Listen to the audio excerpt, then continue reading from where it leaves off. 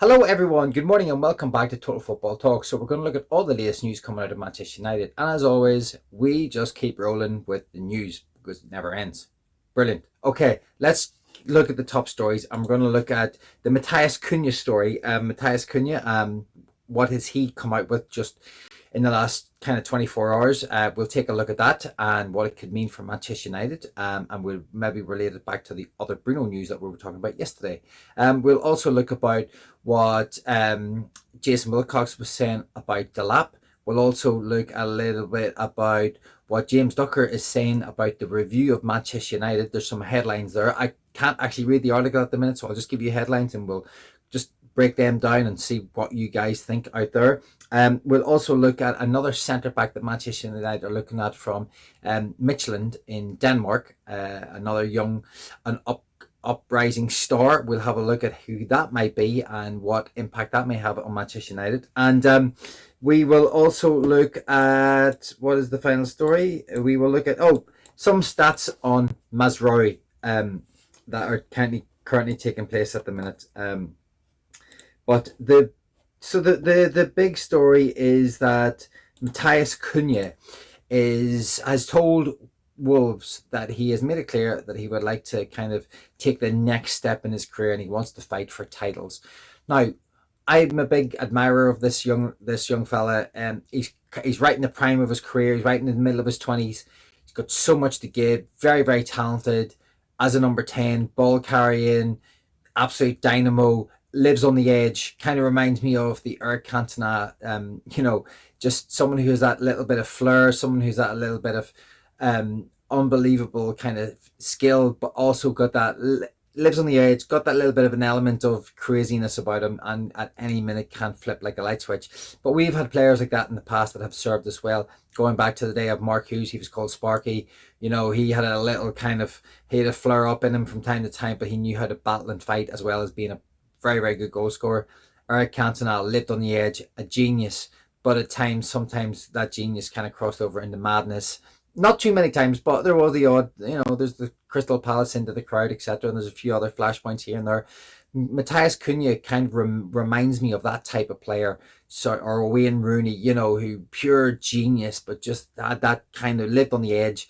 Matheus Cunha kind of brings me back to those days, and we haven't really had a player who has played for Manchester United like that for a little while. And I think he could bring a spark. He could lead a team. He could just bring that competitive edge that maybe at times we have missed in some games in recent seasons. What do you guys think? Would you like to see Cunha come in? How much do you think he would cost?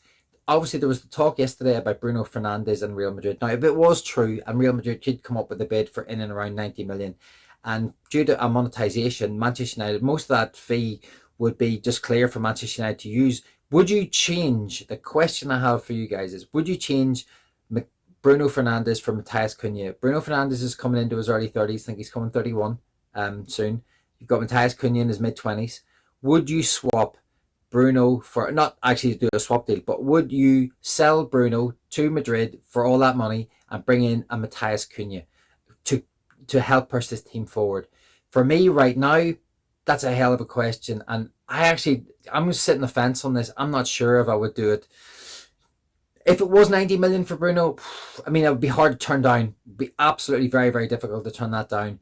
And, to bring in a player of Cunha's standard. Now, obviously, he's talking about fighting for titles. So there will obviously be a lot of competition. Arsenal, Liverpool, City, I would be surprised if they're not in for him, if not other European teams, Paris Saint-Germain, Barcelona, Madrid even potentially. If Bruno was going to Madrid, then maybe they wouldn't look at him. But he is in the prime of his career. He's got everything to give. He's got drive, determination, skill, so many qualities that he would be a great signing for Manchester United.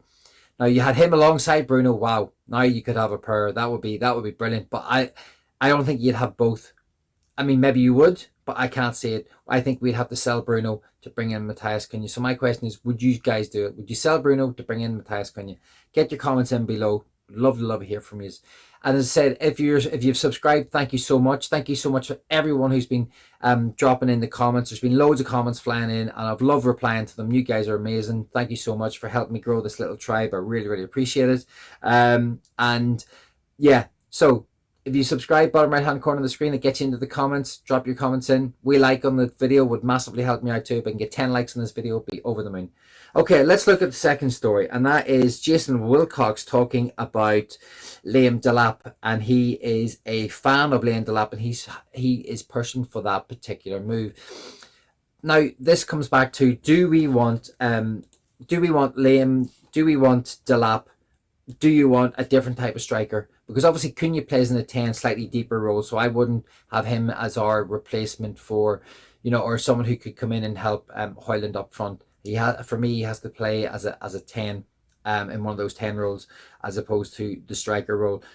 Still think we need a striker. I still think we need someone who can help Rasmus, or someone who can replace Rasmus and give Rasmus a break, and have Rasmus be someone who gets some bench time but gets plenty of minutes, because even if we only have 2 strikers, Rasmus will still play a lot of games.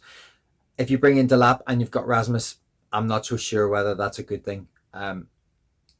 Yeah, I don't really know. What would you do? What would you prefer? Would you prefer Delap to come in alongside Rasmus Højlund?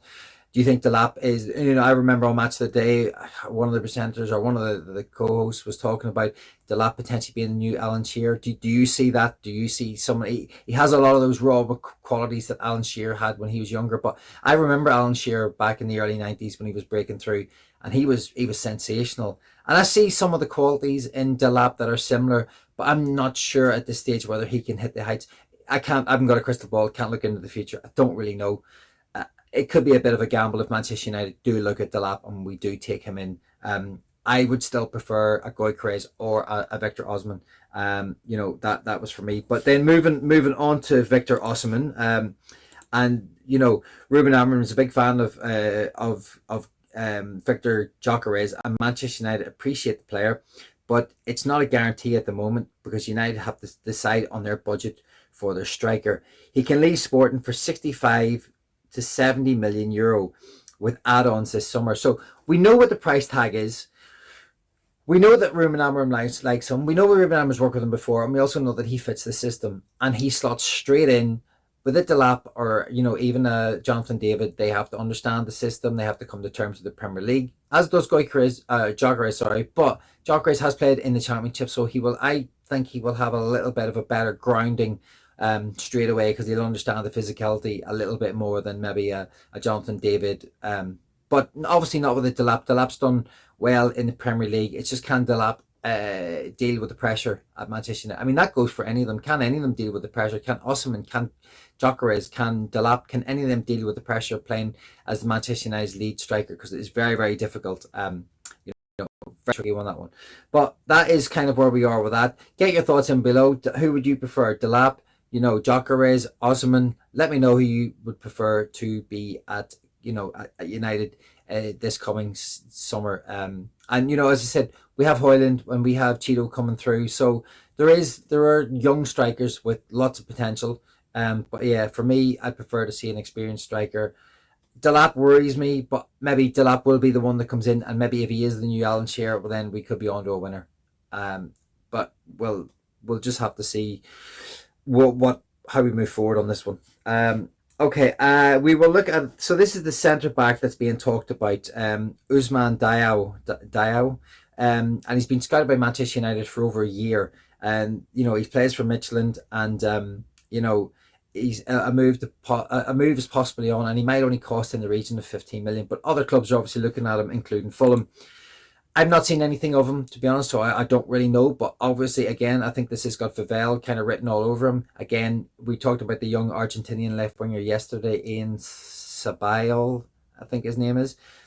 I've looked at some videos of him. He looks very skillful, loves to whip in across with his left foot, has a lot of energy on the left side, has a little bit of pace. Could maybe he's the inside forward attacking left player that we're looking for. Working alongside Dogru on that left side. So I think 𝗢𝗂 is, across all these younger players, he has a track record of bringing in excellent young players. And if this young kid is another one that is obviously being tracked and monitored, maybe there's something in it. And we are building a team of youth, that is for sure, for potentially to play in the under 21s, the under 18s, and also to maybe try and bring some of these kids into the first team. It is obviously a long-term project, and I don't know. Long-term projects are great if they work. The problem is you can't have a crystal ball to look into the future to see whether a long-term project is the way forward, because the here and now is also very important, and that is the reason why I say you brought in a Gyökeres and a Cunha. I mean, I'm dreaming, but if you were to bring those two players in, I think that instantly helps us move up the league much faster than potentially bringing in a 𝗢𝗂𝘀𝗺 from Argentina, or this kid from Michelin, or any of the other kids that we've kind of been linked to recently, whether it's in the Argentinian or the kid from Braga, Roger Fernandes. And thank you very much for pointing that out to me. One of my subscribers, your name just eludes me right now, but you made a really good point that I got that wrong, and I will try and fix that.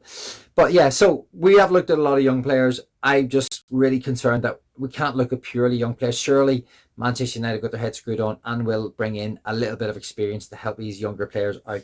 But that's where we are with that. So get your thoughts in on that one.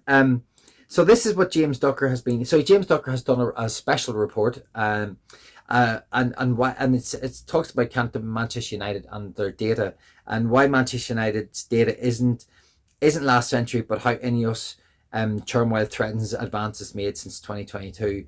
Brailsford never consulted ex-director of data during football audit.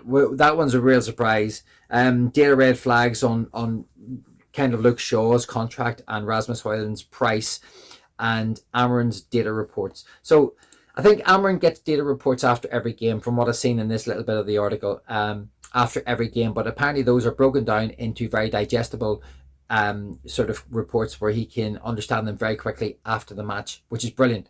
Now, whether Manchester United had that in place before, I don't know. I haven't read the article fully, so I can't say for sure. But it does look like Manchester United were also behind. We knew that. We knew the data department was behind. We know the treatment department is behind. We're behind in so many departments that Ineos are trying to fix all these problems. And there are just a raft of them. Again, this is a Glazer issue. They neglected the club. They allowed clowns to run it. And unfortunately, these people who were running it didn't have anything in place to help the manager. Now, Ruben is being able to kind of track all this stuff now. So he's still learning the job. He's still learning about the players, still learning about the size of Manchester United, and the club are still trying to find a way to help him to get him up to speed. So he needs more time to be able to figure all this out. James Ducker, from his report, is obviously, highlighting the areas that Manchester United are really, really struggling in that should have been looked at years ago, because every other club is probably doing this. Liverpool, Arsenal, City. They're so far ahead of us that we're desperately trying to play catch up, because they're probably doing all this already. They've probably got all the right people in the right places and getting all the right statistics. And now everything's not about statistics, but a massive part of it is now. So they need to, it's just neglect, pure neglect. And that is, again, it's not a part of the reason why we've fallen behind. The stadium's fallen behind. The team on the football field has fallen behind. The coaching staff have fallen behind because they haven't got the reports and the analysis that they need to stay up to date with everything. It's just shocking. And obviously it's a deep-rooted problem with Manchester United, and James Ducker is just someone who's trying to expose it. And I say fair play to him, keep on exposing the issues that we currently have, because it helps educate us on why we have struggled, for those who maybe don't know. And for us that do know, all it does is just it just helps us